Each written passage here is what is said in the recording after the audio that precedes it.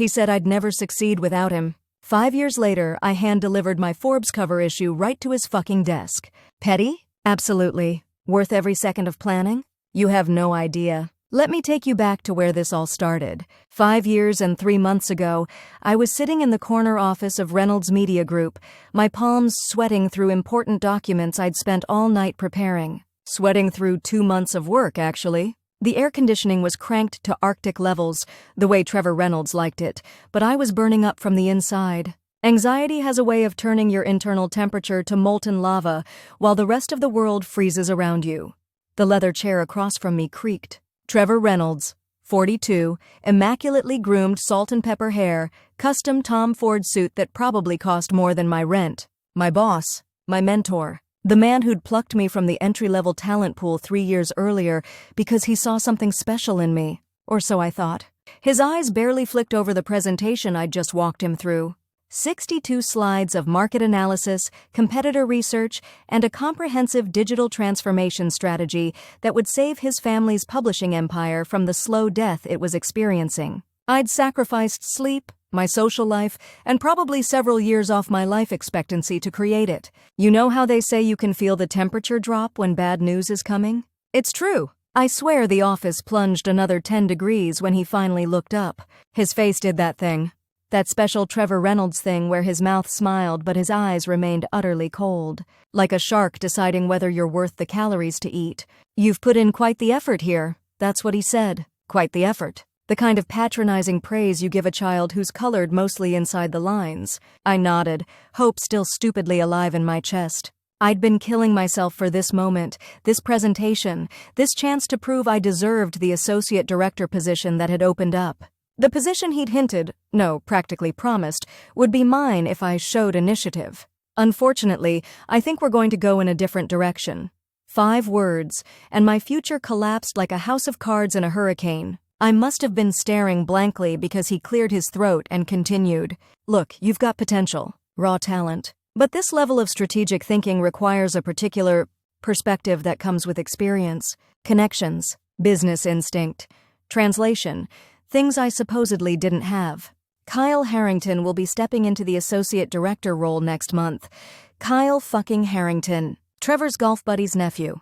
The guy who'd been with the company for exactly 8 months and whose greatest achievement was ordering the right kind of scotch when clients visited. Something inside me cracked. Not broke. Not yet, but fractured in a way I could feel physically, like a hairline fracture running through my sternum. I need someone with Kyle's background and network for this role. This is business, not personal. You understand? I must have nodded. Must have somehow kept my face neutral. Inside, though? Inside, I was a Category 5 hurricane of rage, humiliation, and something worse. A creeping, cold realization that I'd been played from the beginning. Keep developing under Kyle's direction. In a few years, who knows? He stood up, signaling our meeting was over. My career execution complete. I gathered my things with trembling hands that I prayed he couldn't see. 3 years of 60-hour weeks, of just one more thing before you go, of I need this by morning, all for this moment of casual dismissal. As I reached the door, his voice stopped me cold. Between us? You're talented, but you'll never really succeed at this level without my guidance. The industry doesn't work that way for people like, well, people without the right background. Stay here, learn from me, and maybe in time, people like me. The words hung in the air like poison gas. I turned just enough to see his reflection in the glass door panel. He'd already forgotten me, was checking his watch, probably calculating if he had time for 9 holes before dinner. The fracture inside me completed its break. I don't remember the walk back to my desk. Don't remember packing up my personal items while maintaining a plastic smile. Don't even remember the elevator ride down or the walk through the marble lobby that I used to find so impressive. I do remember standing on the sidewalk outside the Reynolds Media Tower, 36 floors of glass and steel stretching up into a perfect blue sky that seemed to be mocking me personally. I remember the exact moment when the numbness wore off and the humiliation hit me like a physical blow. You'll never really succeed without my guidance. My throat closed up, my vision blurred. For one horrifying moment, I thought I might actually break down sobbing right there on Madison Avenue with a cardboard box of desk plants and motivational books in my arms. Instead, something unexpected happened. Rage. Pure, clarifying rage. Not the hot, impulsive kind that makes you do something stupid. The cold, crystalline kind that sharpens your vision and slows down time. The kind that feels like ice water injected directly into your veins. I hailed a cab, clutching my pathetic box of office remnants. The driver asked where to. I almost gave my apartment address, then changed my mind. Bryant Park, please. I needed air. Needed to think. Needed to not be in an enclosed space where I might scream until my vocal cords snapped. Sitting on a park bench, watching people live their normal Tuesday lives, eating lunch, tapping on phones, walking dogs, I let the full weight of the situation settle over me. The lost opportunity. The public humiliation that would follow when everyone realized I'd been passed over. The financial hit of staying at my current salary level. But worse than all that, the knowledge that Trevor Reynolds never believed in me. That I'd been a convenient workhorse, nothing more. That all those late nights and missed weekends and skipped vacations had been for absolutely nothing. My phone buzzed. Messages from coworkers. They'd heard. Of course they'd heard. News travels at light speed when it's humiliating. So sorry about the promotion. Can't believe they gave it to Kyle. Want to grab drinks later? You shouldn't be alone right now. I turned my phone off. Couldn't deal with pity. Not yet. A pigeon landed near my feet, eyeing the remains of someone's discarded sandwich. It reminded me of myself, scavenging for crumbs, thinking it was a feast. That's when I made the decision. I wasn't going back. Not to that office. Not to that life. Not to being Trevor Reynolds' performing monkey, grateful for whatever scraps of approval he deigned to throw my way. I'd heard stories about Trevor over the years. Whispers about how he'd built his reputation by taking credit for other people's work. Rumors about questionable business practices and burned bridges. I'd dismissed them as jealousy from less successful people. Now I wondered if I'd been blind. Willfully blind. By the time the sun started to dip behind the Manhattan skyline, turning the glass buildings into towers of fire, I had the outline of a plan. Not revenge, not yet. Just survival. A way forward that didn't involve crawling back with my tail between my legs. I turned my phone back on. Ignored the mounting messages of consolation. Opened my banking app and checked my savings. Enough to survive for 3 months if I was careful. 4 if I ate nothing but ramen and canceled every subscription service. Next, I pulled up the contact info for Janet Cho. She'd left Reynolds Media Group the previous year to start her own digital consultancy. Trevor had badmouthed her departure, called her ungrateful, disloyal. Red flags I should have seen. My thumbs hovered over the keyboard. This was it, the point of no return. If I reached out to Janet, Trevor would see it as betrayal. Any chance of salvaging my position at Reynolds would evaporate. You'll never really succeed without my guidance. His words echoed in my head, fueling something dark and determined. I started typing. Janet, this is probably unexpected, but I'm looking to make a change. Would you have time for coffee this week? Send. 3 dots appeared almost immediately. She was typing back. My heart pounded so hard I could feel it in my fingertips. Tomorrow, 9 a.m., think coffee on 8th. Looking forward to it. Just like that, the first domino fell. I stood up, leaving the empty corporate life survival kit box on the bench. Someone else could use the Mindfulness Monday. Mug and succulent plant more than me. Walking toward the subway, I felt strangely light. Terrified, yes. Unemployed, yes. But for the first time in 3 years, I wasn't carrying the weight of Trevor Reynolds' expectations and false promises. That night, I didn't sleep. My brain wouldn't stop cycling through every interaction, every good job, that now felt hollow. Every time I'd defended Trevor to colleagues who tried to warn me. The humiliation burned like acid reflux in my chest. Around 3 a.m., I started Googling. Not job listings, something else entirely. Articles about Trevor. Interviews. Profiles in business magazines. I created a document and began cataloging everything. His rise to power. His business philosophy. His weaknesses, though those were harder to find in the carefully crafted publicity pieces. By dawn, I had 18 pages of notes and a strange calm had settled over me. Knowledge is power, and I was arming myself with every scrap of knowledge I could find. I showered, put on my second-best suit, no sense wasting the best one on a coffee meeting, and headed to Think Coffee an hour early. Needed time to prepare, to steady my nerves, to rehearse what I would say to Janet. The coffee shop was crowded with the morning rush, Wall Street types grabbing espresso, NYU students with bedhead hunched over laptops, tourists consulting guidebooks. I claimed a small table in the back corner and ordered an Americano. No fancy lattes today. Today was about clarity and focus. At precisely 9:01, Janet walked in. Spotting me immediately, she headed over with the confident stride of someone who answers to no one. Her crimson blazer stood out like a declaration of independence among the sea of corporate navy and gray. "So," she said, sliding into the seat across from me without preamble. "He finally showed his true colors, huh?" The knowing look in her eyes broke something in me. All my carefully prepared points dissolved, and before I could stop myself, the whole humiliating story came pouring out. The promised promotion, the months of extra work. Kyle Harrington. The dismissal. "You'll never succeed without me." Janet listened without interrupting. When I finally ran out of words, she took a slow sip of her coffee, studying me over the rim. "The question is," she said finally, "what are you going to do about it?" Not, "I'm sorry that happened." Not, "That's terrible." Just a straight challenge that cut through my self-pity like a scalpel. "I don't know," I admitted. "Find another job, I guess." Janet set her cup down with a sharp click. "That's one option. The safe option. What's the other option?" Her smile reminded me of a fox. Prove him wrong. Spectacularly wrong. Something flickered to life in my chest. A dangerous, exhilarating spark. "How?" "That depends," she said, leaning forward. "Are you looking for a job or are you looking for a mission?" I thought about Trevor's smug face, about Kyle Harrington taking the role I'd earned, about 3 years of my life spent serving someone else's vision. "A mission," I said, and the words tasted like a vow. Janet nodded once, decisive. "Then let's talk about how we're going to burn Trevor Reynolds' world to the ground and build something better from the ashes." For the first time in 24 hours, I smiled. It wasn't a nice smile. It was the smile of someone who had nothing left to lose and everything to prove. By the time we left the coffee shop 3 hours later, I had a job offer from Janet's company, a competitive salary, and the first threads of what would become my obsession for the next 5 years. Some people would have walked away, found another corporate job, let it go. I am not some people. And Trevor Reynolds had just made the biggest mistake of his professional life. He said I'd never succeed without him.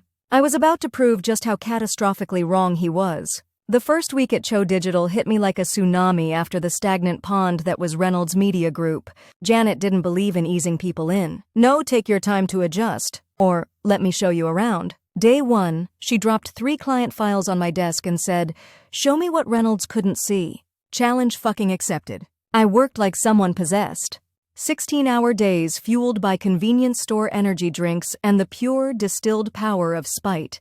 When you've been told you're not good enough, proving otherwise becomes less of a goal and more of a psychological necessity. Like oxygen or water, you need it to survive. Janet noticed. Of course she noticed. That woman missed nothing. "You're going to burn out if you keep this pace," she said one night, finding me still hunched over analytics reports at 11 p.m. I barely looked up. "I'm fine." "No, you're obsessed." And while I appreciate the dedication, revenge is a marathon, not a sprint. She perched on the edge of my desk, forcing me to acknowledge her. "What exactly is your endgame here?" The question caught me off guard. I'd been so focused on the immediate goal, prove Trevor wrong, that I hadn't really thought beyond that. "I want to succeed where he said I couldn't," I said automatically. Janet raised one perfectly arched eyebrow. "That's it? Just succeed enough to say 'told you so'?" Put that way, it sounded pathetically small. A child's version of revenge. "What would you suggest?" I asked, suddenly aware of how narrow my thinking had been. She smiled that fox smile again. "If you really want to hit Trevor Reynolds where it hurts, you need to understand what he values most. His reputation," I said immediately. "His image as the visionary who can spot potential and nurture talent." "Good. What else?" I thought about it. "Control. He needs to be the kingmaker. The one who decides who rises and who falls." Janet nodded approvingly. "Now you're thinking. So how do you attack both?" The answer came to me with such clarity it was almost frightening. I become successful completely outside his sphere of influence. I build something he can't take credit for, can't control, and can't dismiss. Bingo. Janet slid off my desk. And maybe, just maybe, something that directly competes with him. A plan began to crystallize in my mind. Not just success. Targeted, strategic success designed to be Trevor Reynolds' personal nightmare. "Now go home," Janet said, turning off my desk lamp. "Real revenge needs a clear head and a healthy body. We're playing the long game here." She was right. I'd been attacking this all wrong. Burning myself out to prove a point wasn't strategy, it was just reaction. And reaction wouldn't get me what I really wanted. That night, I slept better than I had since the day Trevor had crushed my career prospects. Because now I wasn't just working toward some vague notion of success, I had the beginnings of a true plan. The next morning, I started a document that would become my blueprint for the next 5 years. I titled it Project Forbes, a reminder of the ultimate goal, to rise so high in the industry that even the most prestigious business publication would take notice. First step, I needed to understand the publishing landscape better than Trevor himself did. His family's company was old money, established in print and struggling with digital transformation. That's where the opportunity lay. I set up Google alerts for every competitor in the space, subscribed to industry newsletters, joined private Slack channels and LinkedIn groups where the real insider conversations happened. I became a sponge, absorbing every trend, prediction, and whisper about where digital media was heading. "You're turning into quite the industry expert," Janet commented 3 months into my employment, watching me break down a competitor's strategy with surgical precision during a team meeting. I just smiled. She had no idea how deep I was going. My apartment walls were covered in mapping software printouts showing content consumption patterns. My nights were spent analyzing successful digital pivots from adjacent industries. My weekends disappeared into research rabbit holes about emerging platforms. Some might call it obsessive. I called it necessary. 6 months in, I pitched Janet on a new division within Cho Digital, a content strategy arm specifically targeting traditional publishers struggling with digital transformation. Exactly the problem I'd tried to solve for Trevor. "That's directly competing with Reynolds's core business," Janet said, studying my proposal. "Yes, it is." She looked up at me, a slow smile spreading across her face. "You don't think small, do you?" I learned from the best. The content strategy division launched 2 months later with me at the helm. I handpicked a team of hungry digital natives who understood both old media respect for quality and new media need for engagement. People Trevor would have overlooked: former journalism majors working as baristas, English PhDs driving Ubers, social media managers at dying publications. In other words, people like me. People with something to prove. Our first client was a regional magazine group hemorrhaging subscribers. Within 6 months, we'd reversed their decline and increased digital revenue by 43%. The industry took notice. Small at first, mentions in trade publications, invitations to speak at minor conferences. But it was a start. 1 year to the day after Trevor told me I'd never succeed without him, Janet called me into her office. On her desk sat a bottle of champagne and 2 glasses. "Celebrating something?" I asked. "Happy anniversary of the best decision I ever made, hiring you away from that asshole."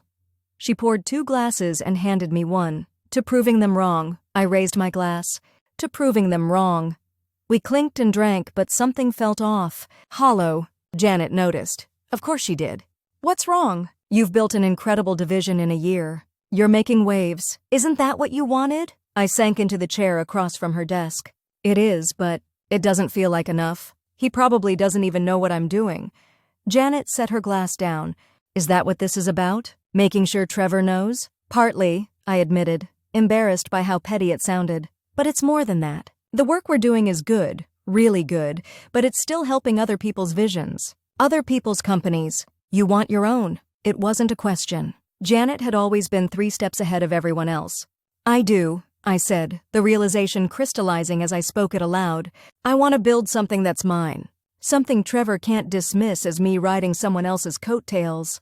Janet leaned back in her chair, studying me with those shrewd eyes. "You know what that means, don't you? That I'd have to leave Cho Digital." The thought filled me with both excitement and dread.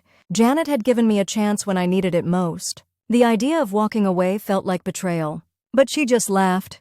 "Please, you think I didn't see this coming? Half the people who work for me eventually want to build their own thing. It's the nature of ambitious people. You're not mad?" "Mad? I'm fucking thrilled. There's nothing more satisfying than watching someone you've invested in spread their wings." Her expression turned serious. "Unlike some people we know, I don't need to control the careers of everyone who passes through my orbit." The implied comparison to Trevor wasn't subtle. "Besides," she continued, refilling our glasses, "who says leaving Cho Digital means we can't work together? I'm thinking more evolution of our relationship. What did you have in mind? Investor, she said simply. Angel investor, to be specific. I've been setting aside funds for opportunities like this. My head spun. This wasn't just permission to pursue my vision. It was rocket fuel. Why would you do that? Janet's smile turned mischievous. Partly because I believe in you.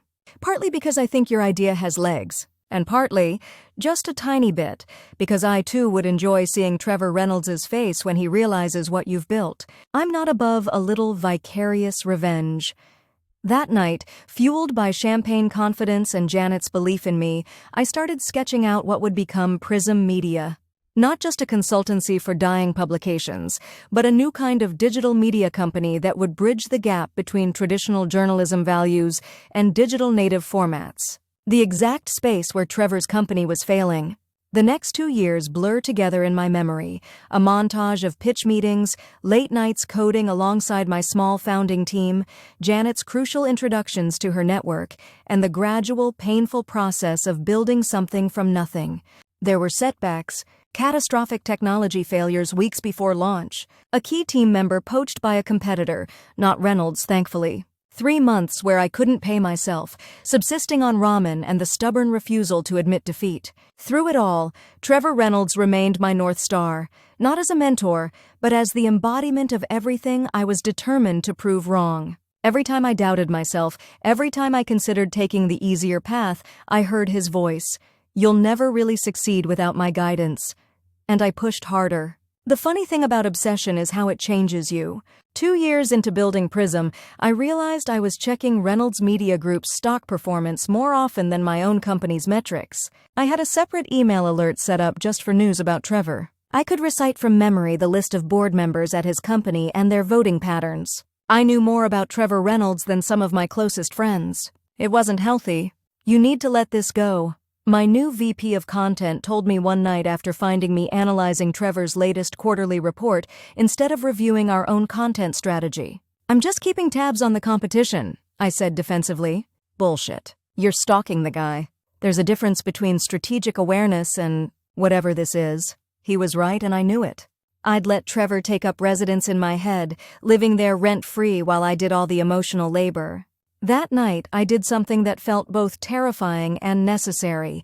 I deleted every Trevor-related alert, unsubscribed from RMG newsletters, and moved all my competitive research files into a folder that I promised myself I would open only once a month for legitimate business reasons. It felt like cutting off a limb, but also like removing a tumor.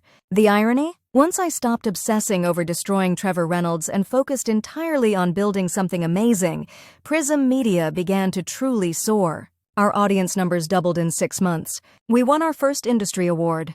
Major advertisers started returning our calls. 3 years after that fateful day in Trevor's office, Prism Media was no longer just my revenge fantasy. It was a legitimate up-and-comer in the digital publishing world. Small compared to the giants, but growing faster than any of them. And then came the call that changed everything. Is this a good time? Janet's voice had that particular tone that told me this wasn't a casual check-in. What's up? I just got off the phone with Eliza Winters. My heart stopped. Eliza Winters was nothing less than publishing royalty, former editor of 3 major magazines and now a senior board member at several media companies, including Reynolds Media Group. What did she want? I managed to ask, my voice surprisingly steady. You, Janet said, or more specifically Prism. She's impressed with what you've built. How impressed? Janet paused for dramatic effect. Impressed enough to suggest a potential partnership between Prism and one of Reynolds' struggling digital properties. Apparently, they need exactly what you're offering. The universe has a twisted sense of humor sometimes. Does Trevor know she called? It was the only question that mattered. According to Eliza, he's the one who suggested it. Said he'd been watching your company with interest.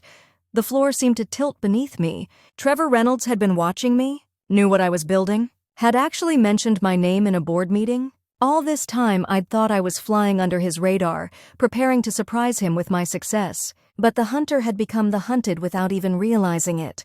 What do you think? Janet asked when I'd been silent too long. What did I think? My mind was a tornado of conflicting emotions. Triumph that he'd noticed. Rage that he'd dare reach out as if the past had never happened. Confusion about his motives.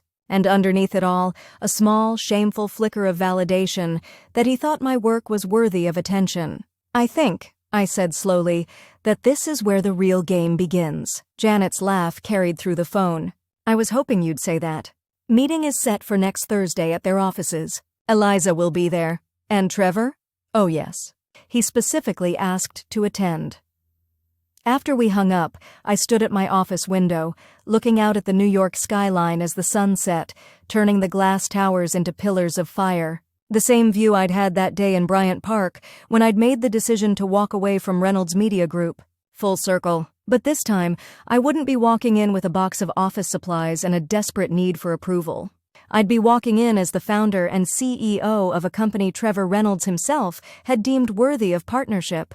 The thought should have been purely satisfying, a perfect setup for the revenge I'd been planning for 3 years. But something had shifted inside me during those years of building Prism. Something important. I no longer needed Trevor Reynolds to validate my worth. I knew what I was capable of. My company's success wasn't about proving him wrong anymore. It was about proving myself right. And that realization was far more powerful than any revenge could ever be. Still, as I prepared for the meeting that would bring me face to face with the man who'd dismissed my potential so casually, I couldn't help but feel a dark thrill of anticipation. Because while my success was no longer about Trevor, the opportunity to watch him realize just how catastrophically he had underestimated me, that was going to be absolutely priceless.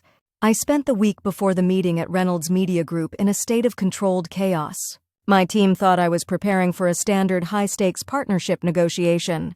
They had no idea this was my personal Everest. The night before, I stood in front of my closet for 45 minutes, rejecting outfit after outfit. Too aggressive, too submissive, too trendy, too safe. I finally settled on a charcoal suit with subtle red stitching, professional enough for business, distinctive enough to make a statement. Power without desperation, confidence without arrogance. At least, that's what I told myself at 2 a.m. when I finally fell into bed, too wired to sleep.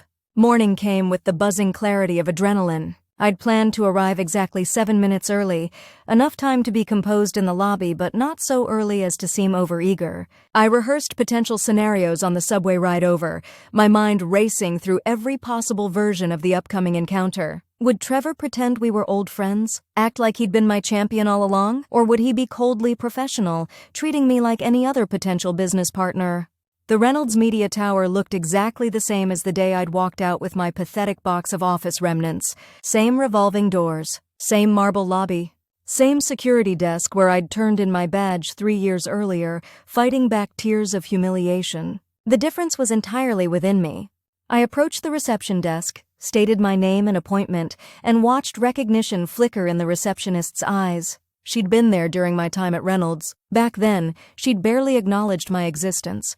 Today, she smiled with the particular warmth reserved for valued visitors. "They're expecting you in the Millennium Conference Room. Shall I show you the way?" I gave her my most gracious smile. "No need." I remember.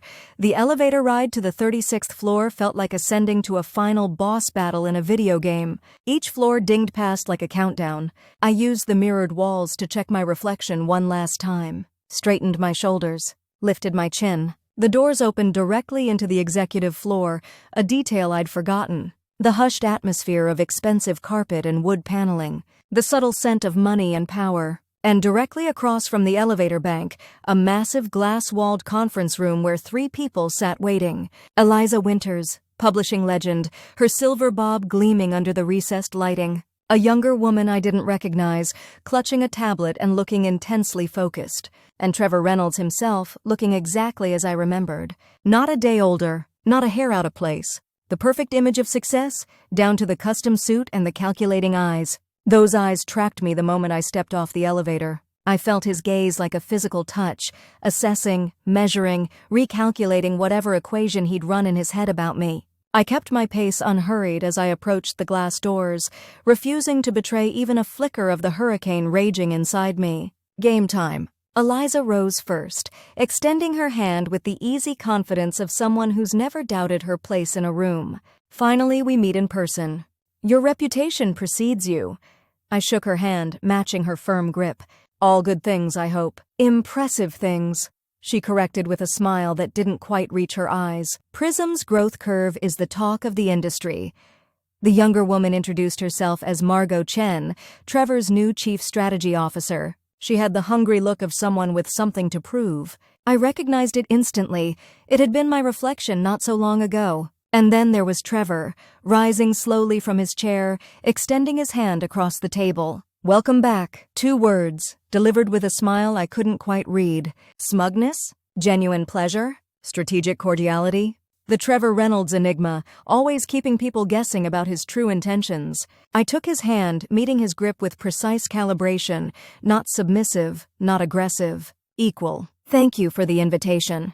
His eyes held mine a beat too long, searching for, what? Recognition? Resentment? Whatever he was looking for, I kept my expression pleasantly neutral, the practiced mask of a CEO meeting a potential business partner. Nothing more. We all sat. Pleasantries were exchanged.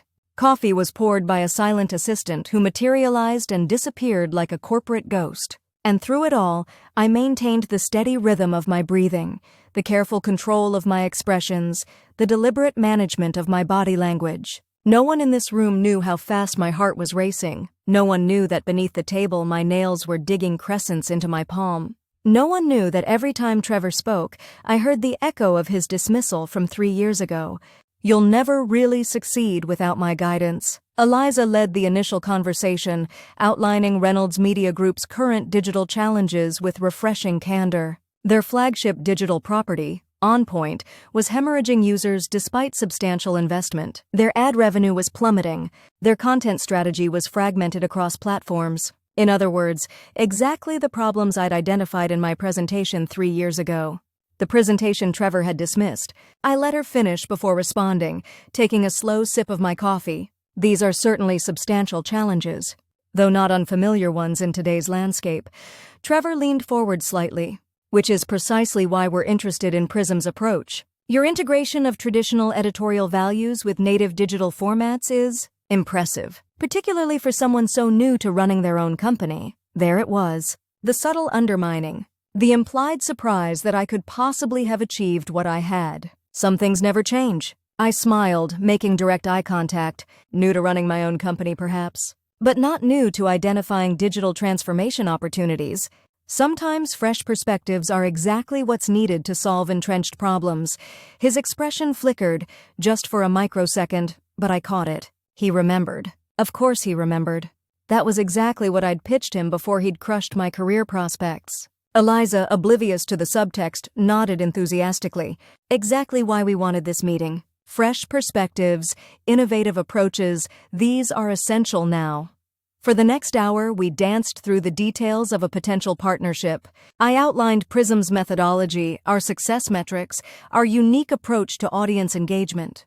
They asked pointed questions that I answered with precision and authority. Trevor remained mostly silent, watching me with an intensity that would have unnerved me years ago. Now it just fueled me.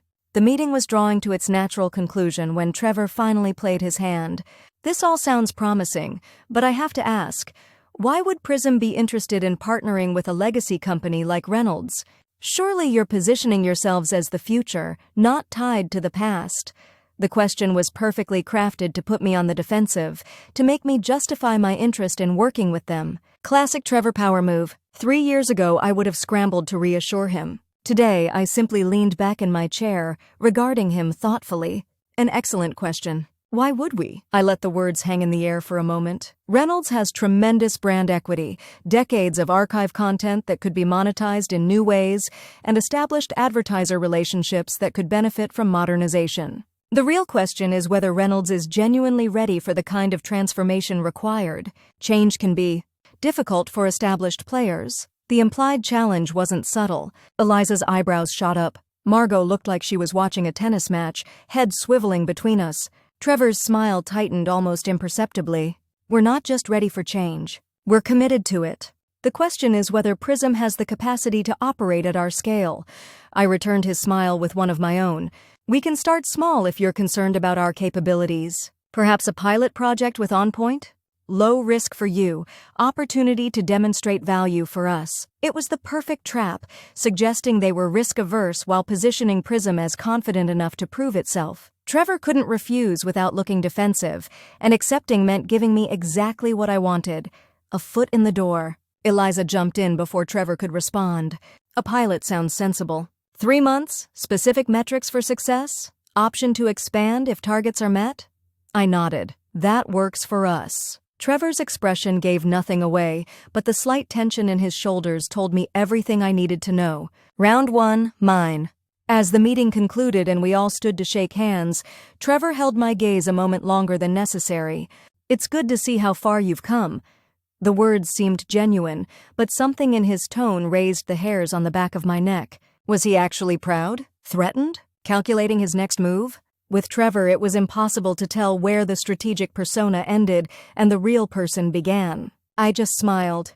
I'm just getting started. Walking out of Reynolds Media Tower that day felt nothing like my exit 3 years earlier. This time I stood taller, walked slower, let myself be seen. And when the elevator doors closed, leaving me momentarily alone, I finally allowed myself a genuine smile. Phase 1, complete. The partnership pilot launched 2 weeks later.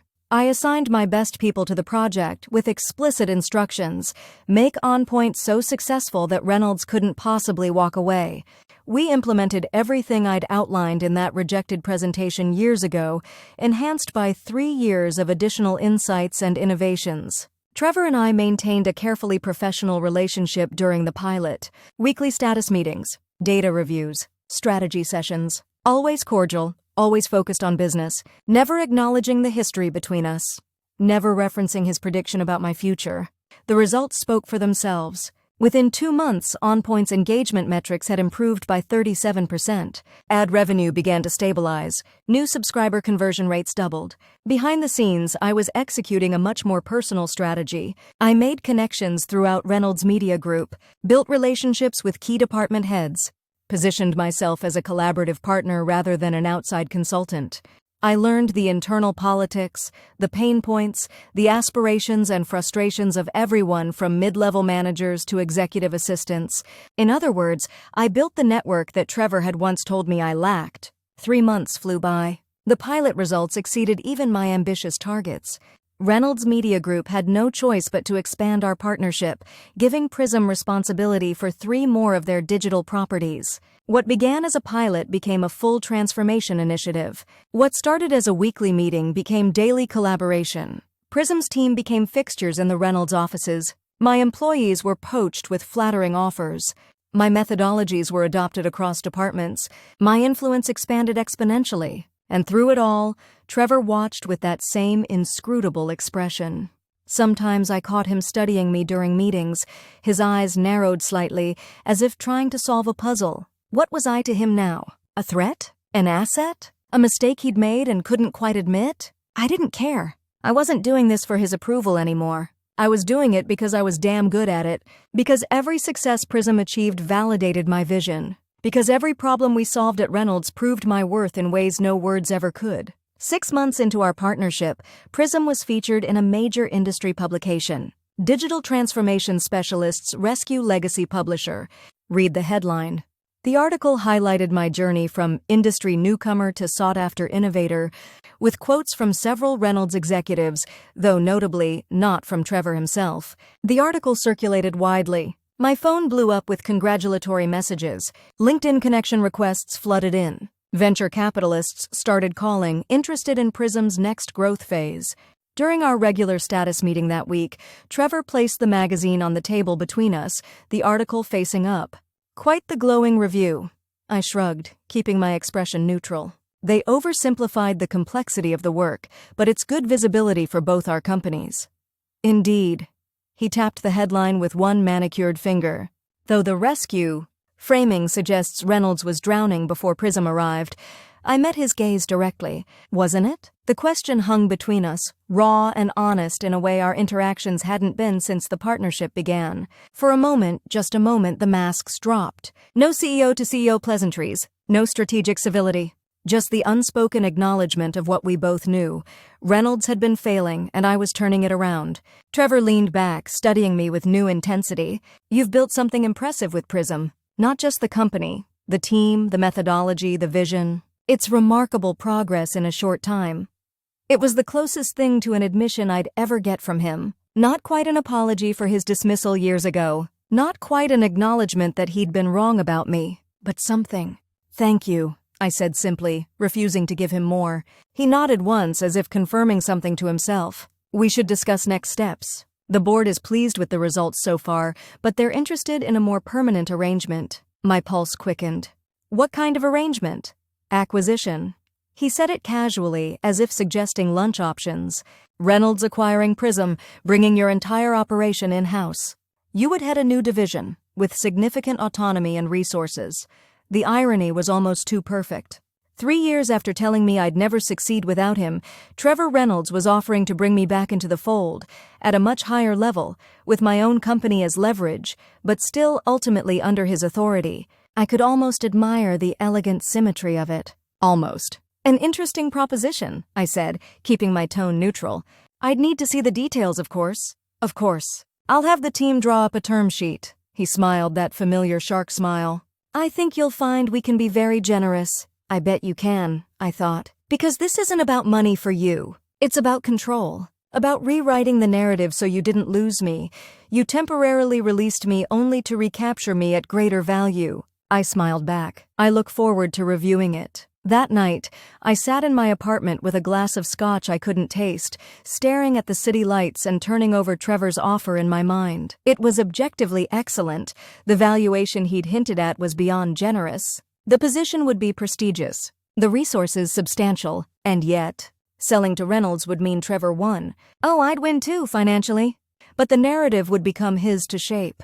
The mentor who always saw potential, who let his protégés spread their wings only to welcome them back triumphantly. My success would become part of his legacy. "You'll never really succeed without my guidance." His words echoed in my head, as clear as the day he'd said them. If I sold Prism to Reynolds, wasn't I proving him right? My phone buzzed with a text from Janet. "Heard about the offer. Call me." I did. She answered on the first ring. "So, the prodigal returns?" Her tone was neutral, but I could hear the question underneath. "I haven't decided anything," I said. "But you're considering it." "Not a question." I sighed. "The offer's going to be substantial." "I'm sure it is." Janet paused. "Can I ask you something? What did you set out to prove when you started Prism?" The question stopped me cold. What had I set out to prove? That Trevor was wrong about me. That I could succeed without him. That I was worth more than he'd valued me at. That I could build something valuable on my own terms, I said finally. "And have you?" "Yes." The answer came without hesitation. "Then the question isn't whether Reynolds's offer is generous.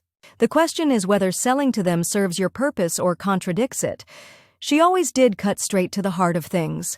After we hung up, I stood at my window for a long time, watching the city lights and making peace with my decision. When I finally went to bed, I slept better than I had in months. The term sheet arrived the next day, as Trevor had promised. The valuation was even higher than I'd anticipated. The role they were offering was substantial. Executive Vice President of Digital Transformation, reporting directly to Trevor, with a 5-year contract and generous equity options. I reviewed it carefully, then set up a meeting with Trevor for the following week. Not in his office this time. On neutral ground, a private dining room at an upscale restaurant where neither of us would have home court advantage. He arrived precisely on time, impeccably dressed as always. We exchanged pleasantries while ordering drinks, discussed industry news, maintained the careful professional rapport we'd established. Only when our first course arrived did he broach the subject. "Have you had a chance to review our offer?" "I have," I said, taking a sip of water. "It's very generous." "But?" Trevor was too experienced not to hear the unspoken qualification in my tone. I set my glass down carefully. "It's not the right move for Prism right now." His expression didn't change, but I saw the slight tightening around his eyes. "May I ask why?" "If it's the valuation, there's room for negotiation. It's not about the money." I met his gaze directly. "Prism is just hitting its stride. We have a clear vision for where we're heading, and it doesn't involve being absorbed into a larger entity, even one as prestigious as Reynolds." Trevor studied me, his expression unreadable. I see. And the partnership? We're happy to continue the current arrangement. It's been beneficial for both companies. I kept my tone professional, matter of fact. Unless you feel differently? A slight smile played at the corners of his mouth. Not at all. The results speak for themselves. We finished our meal with carefully neutral conversation. As we waited for the check, Trevor regarded me with what almost looked like genuine respect. "You've built something remarkable," he said quietly. "I underestimated you once. I won't make that mistake again." It was the closest thing to an apology I would ever get from Trevor Reynolds. For a moment, I felt the weight of our history between us, the disappointment, the rejection, the years of determination fueled by spite. It would have been so easy to say something cutting, to remind him of his dismissive words, to finally confront him about the damage he'd done. Instead, I simply nodded. Good. We parted ways outside the restaurant with a firm handshake and promises to connect at the next partnership review. No dramatic confrontation, no emotional catharsis. Just two business leaders concluding a meeting. Yet as I watched his town car pull away, I felt something unexpected. Freedom. Not from Trevor specifically, but from the power he'd once held over my self-worth. I'd faced him as an equal, rejected his offer on my terms. Continued our relationship from a position of strength, not need. I'd finally broken the spell. The next year passed in a blur of growth and opportunity. Prism expanded beyond our initial focus, launching 2 proprietary digital platforms that quickly gained traction. Our partnership with Reynolds remained productive, but took up a decreasing percentage of our business as other clients sought our expertise. And then came the email that changed everything. Subject: Forbes 30, under 30, confidential. I stared at my screen, certain I was misreading. But no, Forbes was considering me for their annual 30 under 30 list in the media category.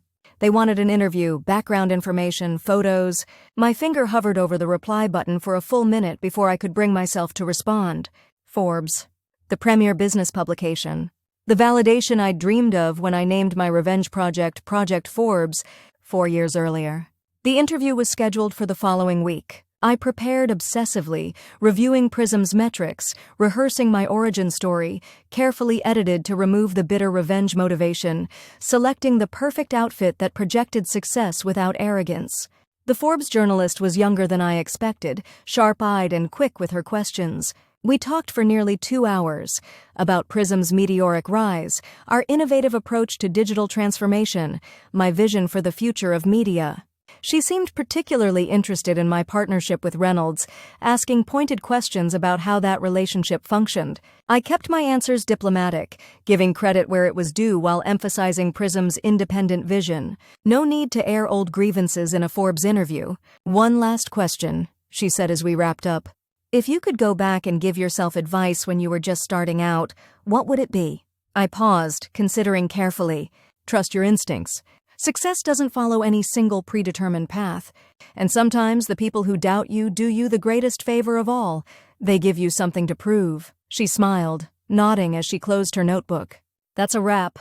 We'll be in touch about the final selection soon. 3 weeks later, the confirmation email arrived. I'd made the list. Not only made it, I would be featured prominently in the media category. They needed additional photos, a video interview, more background. I was floating, barely able to focus on work as the reality sank in. All those nights of obsessive planning, the crushing self-doubt, the financial risks, the sleepless weeks, it had led to this.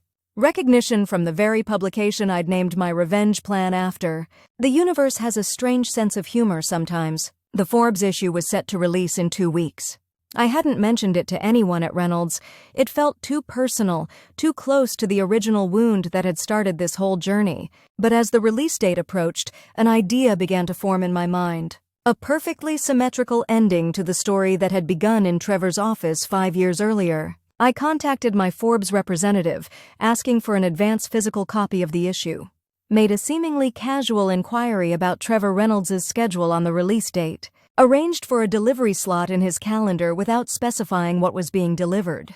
The day arrived. I dressed with particular care, not in corporate armor this time, but in an outfit that expressed exactly who I'd become. Confident. Successful. Unbothered by old wounds. The Forbes issue felt heavy in my hands as I walked into the Reynolds Media Tower. The cover was everything I'd imagined, the iconic logo, the prestigious lists within. My feature wasn't on the cover, of course, but it didn't matter. The symbolism was what counted. The receptionist recognized me immediately. "They're expecting you in Mr. Reynolds' office." The elevator ride to the 36th floor felt different this time. No anxiety, no rehearsed speeches. Just the calm certainty of someone who has nothing left to prove. Trevor's assistant looked up as I approached. "Go right in. He's just finishing a call." I stepped into the familiar corner office.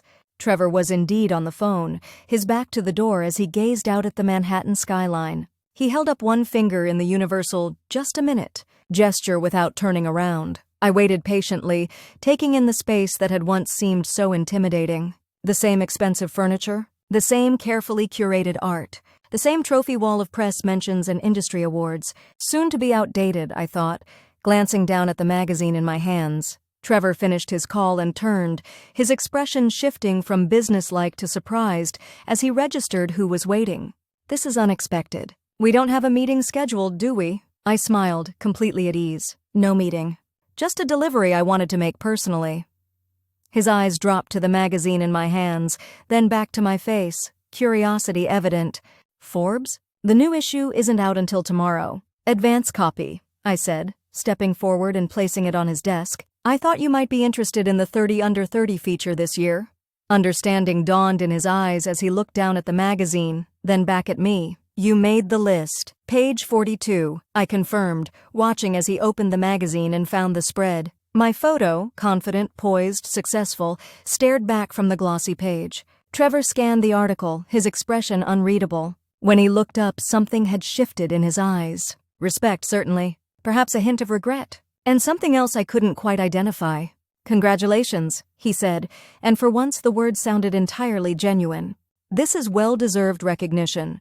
I nodded my thanks, feeling strangely detached from the moment I'd fantasized about for years. This was supposed to be my ultimate vindication, standing in Trevor's office with tangible proof of my success, watching him confront how wrong he'd been about me. Yet now that I was here, the moment felt smaller than I'd imagined. Less triumphant, less necessary, because I no longer needed Trevor Reynolds to validate my worth. Forbes hadn't done it either, not really. I'd done that myself, day by day, decision by decision, building something meaningful despite the obstacles. "Thank you for the delivery," Trevor said, filling the silence that had stretched between us. "And truly, congratulations. You've earned this."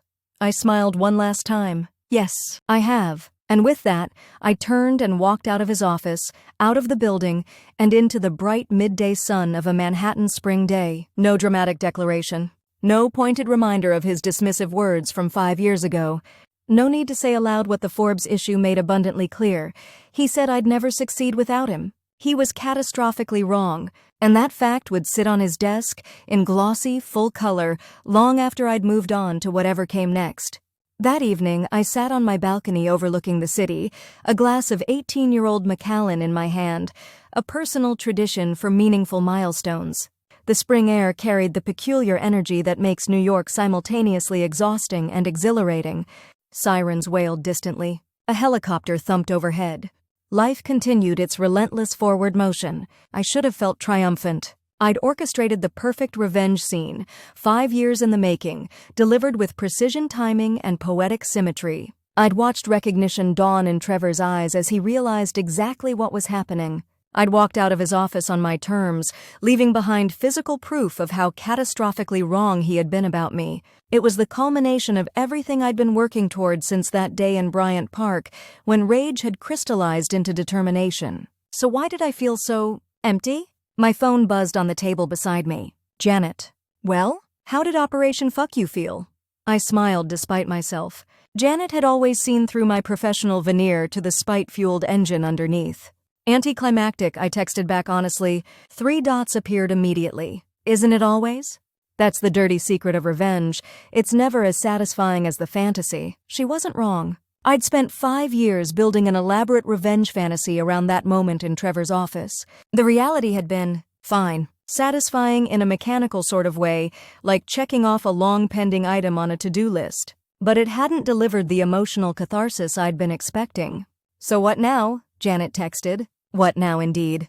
For 5 years, Trevor Reynolds had been my North Star, not as a mentor, but as the embodiment of everything I was determined to disprove. His dismissal had shaped my decisions, fueled my ambition, defined my goals. What happens when you achieve the revenge you've built your life around? When you reach the destination you've been racing toward for years? When you finally deliver that metaphorical and literal magazine to the person who doubted you? You realize you've arrived at a very dangerous crossroads, because revenge, as it turns out, is a shitty life purpose. Effective as fuel, terrible as a destination. I took a long sip of scotch, letting the warm spice bloom across my palate. On my coffee table sat my own copy of the Forbes issue, my face staring back at me from page 42.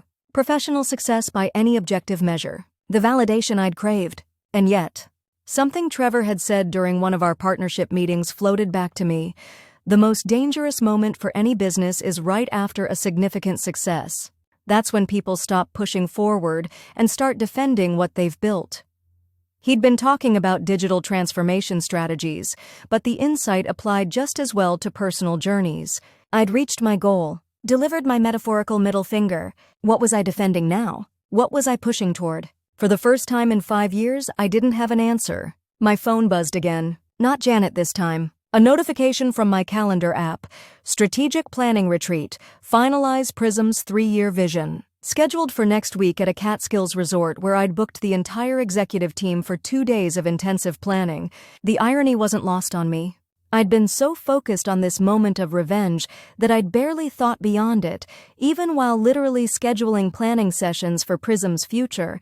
I opened my laptop and pulled up the preliminary materials for the retreat. Market trend projections, competitive analyses, growth opportunities in emerging media formats, the building blocks of Prism's next chapter. As I scrolled through the documents, something unexpected happened. Excitement began to replace the emptiness. Not the sharp, vindictive excitement of plotting revenge, but something warmer and more sustainable. Genuine passion for the work itself. Pride in what we'd built. Curiosity about what might come next. I realized with startling clarity that somewhere along the way, Prism had transformed from a revenge vehicle into something I genuinely loved. The company that had started as a way to prove Trevor wrong had become a creative outlet, a community of brilliant people, a platform for innovation that energized me independent of its origins. My phone buzzed again. Janet following up. Seriously though, what's next for you? Sell Prism while you're hot? Start something new? Take a fucking vacation for once? I smiled, suddenly certain of my answer. I'm going to build something that has nothing to do with Trevor Reynolds. Her response came quickly. About damn time. She was right.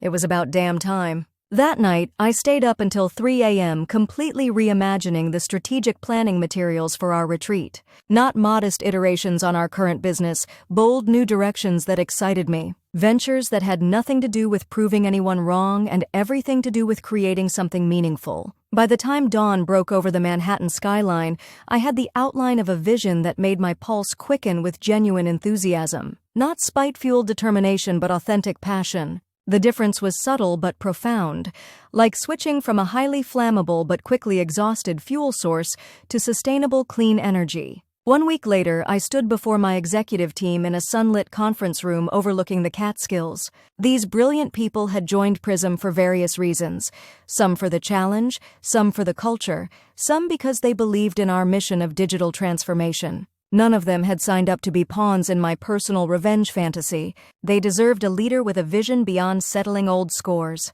For the past 5 years, Prism has established itself as a digital transformation leader. We've helped legacy companies navigate changing landscapes. We've built innovative platforms. We've earned industry recognition. I paused, looking at each of their faces. And now we're going to do something completely different. The energy in the room shifted as I outlined the new vision, expanding beyond media into adjacent industries, developing proprietary technology platforms, creating content formats that didn't exist yet.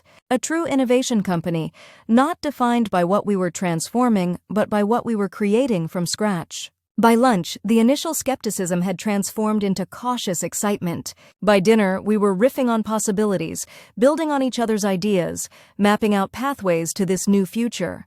By the end of the weekend, we had the bones of a 3-year plan that bore almost no resemblance to Prism's original mission, and I was absolutely electrified by it. The weeks that followed brought practical challenges, of course. Redirecting a company is never as simple as having an inspirational weekend in the mountains. Some team members weren't on board with the new direction. Some clients didn't fit our evolving model. Some investors had questions about the strategic shift. But for the first time in 5 years, every decision I made came from a place of genuine passion rather than vindictive determination. The difference was subtle in execution, but profound in feeling.